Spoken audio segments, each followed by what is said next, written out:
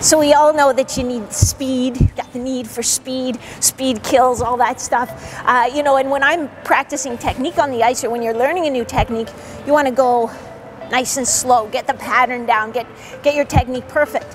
When I'm in a game, I'm pretty good, so sometimes I go half speed, just give the other team a little chance. But when it's time to go fast, whoa, you better look out. You've never seen anything like this before. Back up. Seriously, you better back up.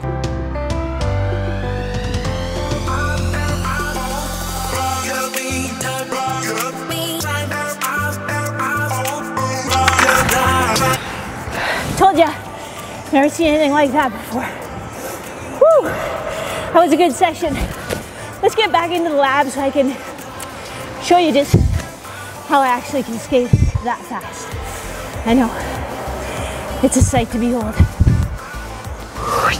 So I know it's not so much about being faster than the other skaters. You really need to be faster than the puck, and, you know, faster than a pass, which is really hard to do. So obviously the strategy and the tactics is a huge part of it. But for just pure speed in the crease, the way a goalie needs it, there are three key elements.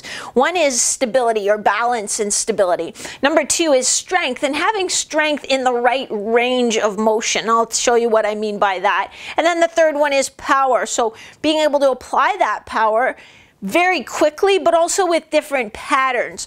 I guess another key ingredient is mobility, that you need to be able to move. You need to be able to get in these positions to make a save, get in these positions to generate power. So if you don't have that mobility piece, that is where you should start for sure.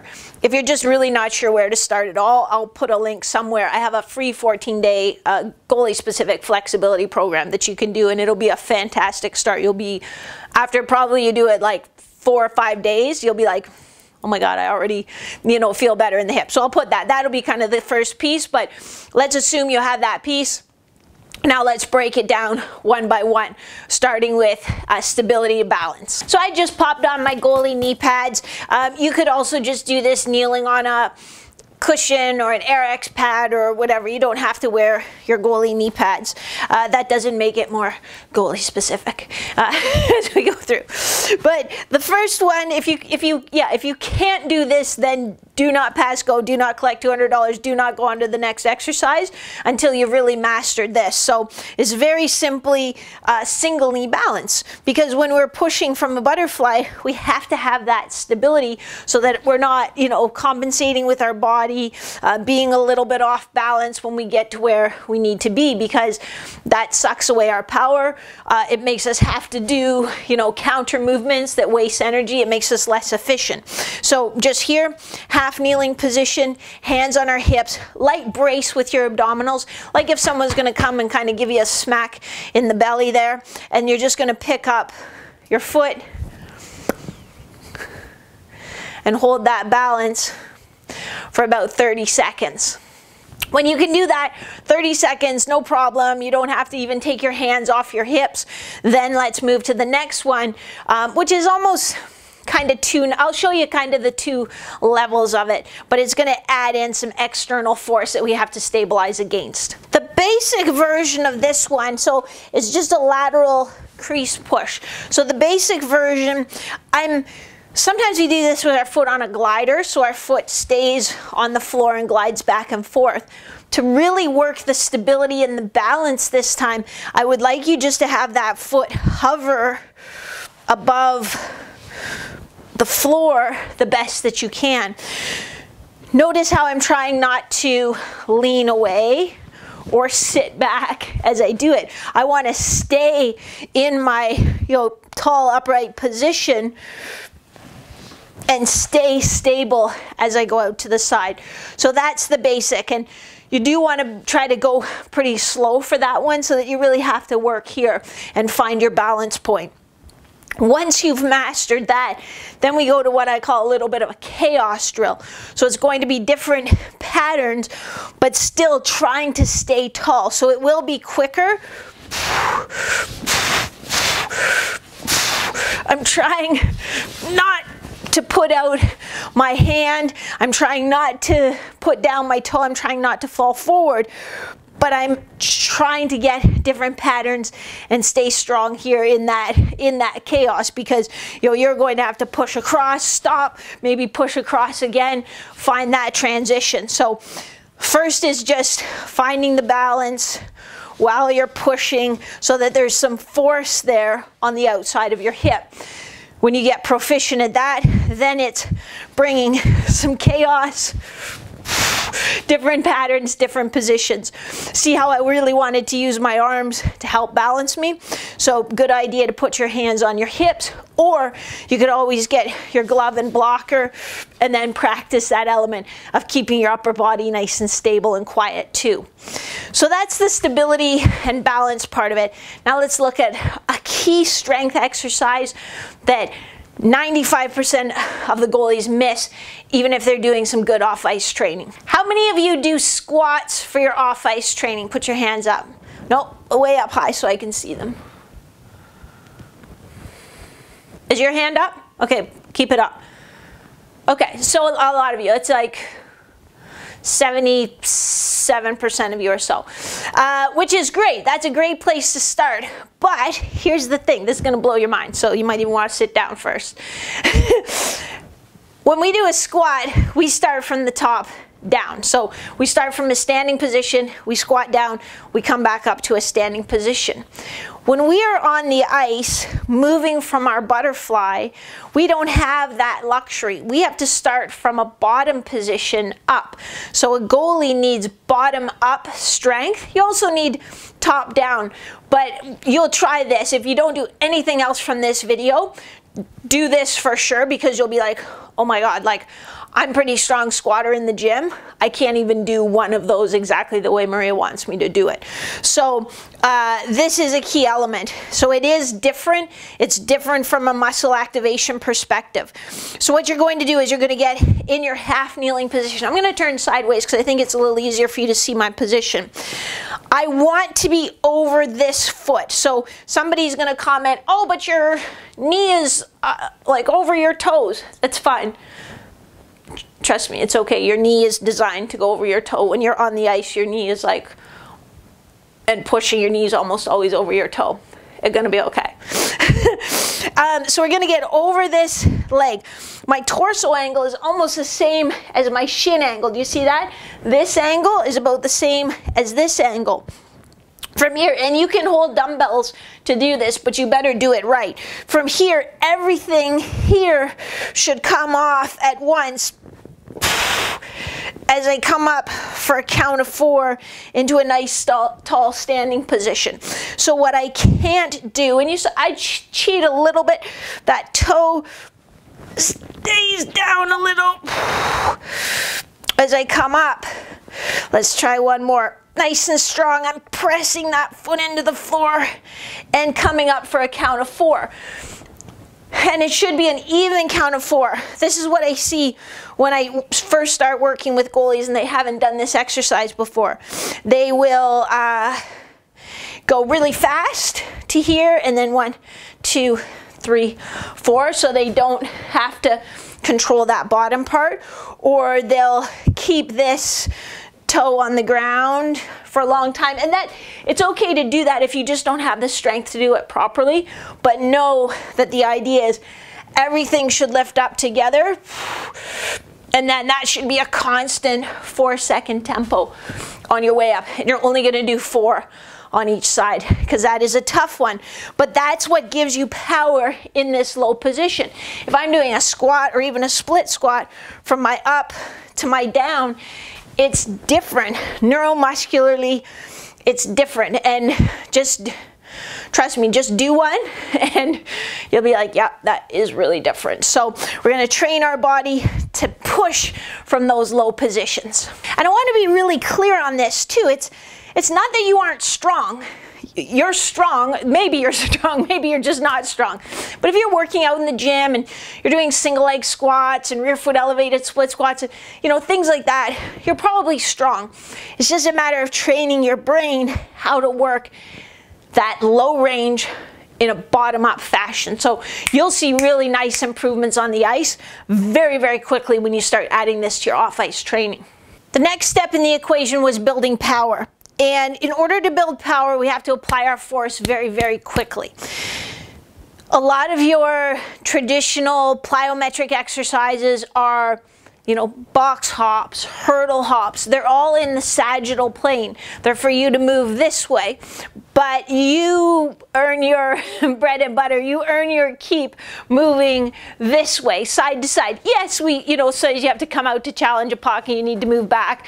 But really, most of your power pushes have some lateral component anyway. It might be, might be forward and lateral, but there's some lateral components. We really want to make sure that we're getting that taken care of. So this is just a super band. It is a 1-inch super band. It's not the heaviest, thickest super band I could find. I just want some resistance to push against, because it's really important that I'm still getting that explosive power, that I'm still getting the speed. If this resistance band is so heavy that I'm not able to really generate speed, then I'm not training power specifically. We're not going to get, there is like an intention to accelerate, and sometimes we use that, but a little more in our strength training. So we'll kind of set that aside for now. We'll talk about just traditional power development. So we'll start here, staying nice and low in our legs and just working on getting that quick push. So think of speed as a skill. So I'm going to think, where's my glove hand? Where's my blocker? Where should my balance be on my feet? And then quick power push. When I do that power push, and if you videotape yourself doing it, a lot of you will find that you dip and then push, or you'll find that you even go, you move in the direction that you don't want to go to sort of wind yourself up a little to go in the direction you want to go. You can see how on the ice that would be a really big problem if a shot's coming from over here and you start by moving away. And you actually see that on the ice when you look at video of goalies. A lot of times they initiate the movement, but they start by opening up a hole. So we're going to practice not doing that. It's all just going to come from here like I'm a loaded spring. Boom, boom, and come back. And then reset to start with. So resetting, thinking about what I'm doing, practicing that skill of getting a quick, powerful push. So notice that I'm not, getting as humongous push as I can. I'm getting that quick, powerful push because that's what you need most often. From there, you could progress to linking them, and this actually gets a little more of a true plyometric, because in order to have a true plyometric, you need to tap into that stretch shortening reflex. So there needs to be a stretch, a rapid stretch, and then followed right away by a contraction. So we're going to link those together and watch. There can't be a pause in between. So it'll be here, push, push, push, push, and 3 or 4 is about as many as you will do.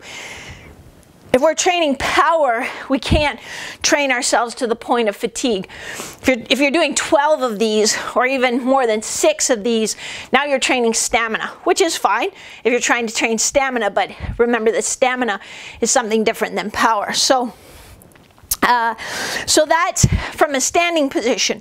But then we also need to work from our knee down position. So we can come from here. Where's my glove? Where's my blocker?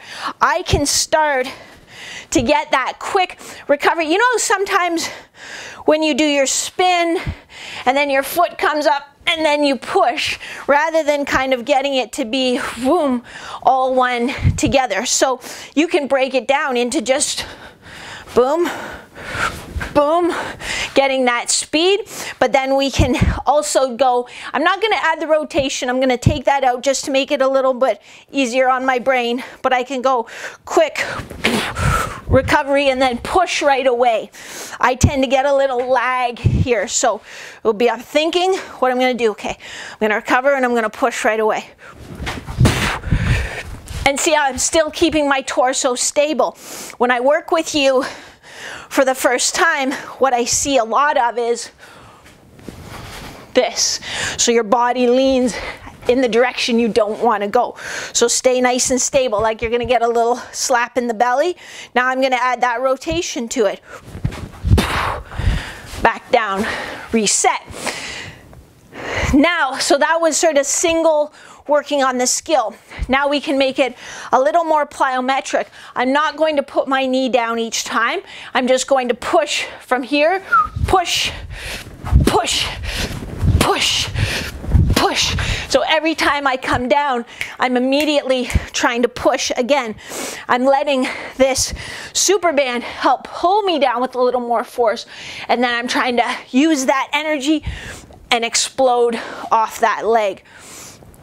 Keeping a stable torso, thinking about what my hands, where's my glove, where's my blocker.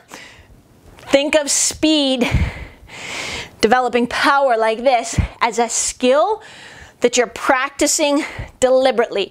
You're not just going through the motions, because if you're that habit of using your body or not controlling your body is going to carry over onto the ice, and you're going to be opening up holes and getting scored on like crazy, even if your legs are moving faster. So we're assuming you have the mobility. If you don't, yeah, find that link to the free mobility program somewhere here. But we're assuming that you have the mobility to move. But then it becomes all about stability, strength, and explosive power. And I've given you more than 3 ways to work on each one of those elements, and they do go in turn. So don't think, oh, but I really need the power. If you don't have the stability, you have to have the stability and balance first. Then you have to have that bottom-up strength. Then you have to have the basics, the skill of moving quickly in the frontal plane, side to side. Then you can add in some of the other linked system stuff. So it's not about, you know, holding a plank for 5 minutes, or deadlifting 450, or being able to box hop on a 48-inch box, or you don't even use box, you use a pile of 45-pound plates because it looks very kick-ass. But, you know, it's not about that. Like, yes, that, whatever, you need to be strong and you need to have power to jump like that.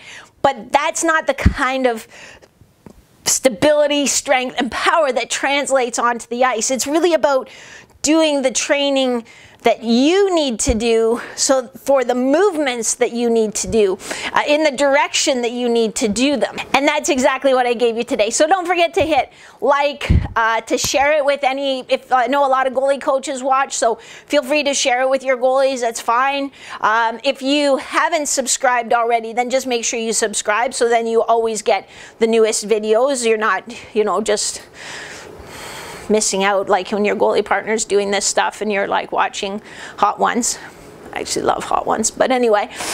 And if you have any questions, other questions about anything for me, leave it in the comments section below. Even better, do some of these exercises for like a week. Even just work on the single knee balance if you haven't done it before for a week, and then tell me in the comment section what a big difference it made on the ice, because I guarantee you that it will. Otherwise, I will catch you next time. Get out there and stop some pucks. Whoosh.